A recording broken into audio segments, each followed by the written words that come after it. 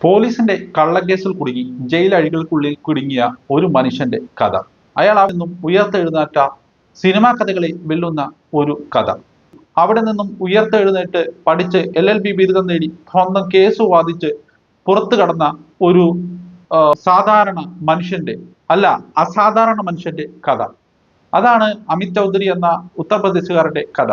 കഥ തുടങ്ങുന്നത് ഇങ്ങനെയാണ്. 2011 രണ്ട് കോൺസ്റ്റബിൾമാർ വെടിയേറ്റ് മരിക്കുന്നു.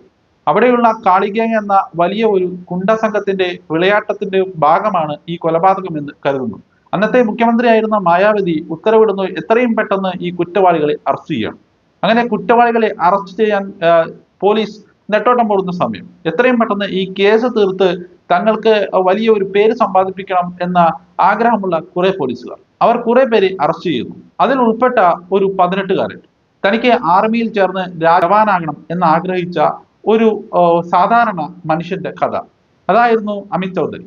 അയാൾ പ്രായം മാത്രമുണ്ടായിരുന്ന ആ യുവാവിനെ ഈ കൂട്ടത്തിൽപ്പെടുത്തി അറസ്റ്റ് ചെയ്യുന്നു. അന്ന് അറസ്റ്റ് ചെയ്ത 17 പേരിൽ ഒരാളായിരുന്നു ഈ അമിത് ചൗധരി. വിചാരണ കാലയളവിൽ 2 വർഷമാണ് അയാൾക്ക് ജയിലിൽ കിടക്കേണ്ടി വന്നത്. അന്ന് ജയിലിൽ കിടക്കുന്ന സമയത്ത് തന്റെ മനസ്സ് തകർന്നിരിക്കുകയായിരുന്നെങ്കിൽ പിന്നീട് അയാൾ പഠിക്കാൻ തീരുമാനിച്ചു. അയാളുടെ ജയിലർ അയാളെ സഹായിച്ചു. അന്നത്തെ ആ ഗ്രൂപ്പുകളിൽ നിന്നും ആ വലിയ ഗുണ്ടാ സംഘങ്ങളിൽ നിന്നും സംരക്ഷിച്ച് അയാൾക്ക് പഠിക്കാനുള്ള അവസരമൊരുക്കി. അയാൾ അങ്ങനെ പഠിക്കാൻ തുടങ്ങുകയാണ്.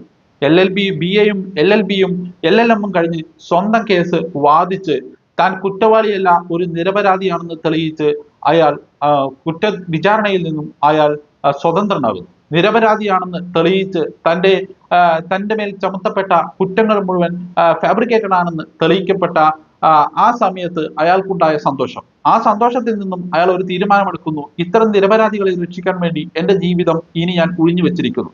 അയാൾ സാധാരണക്കാരായ നിരപരാധികളായ ആളുകളെ രക്ഷിക്കുന്നതിന് വേണ്ടി അയാൾ പ്രവർത്തിച്ചുകൊണ്ടിരിക്കുന്നു.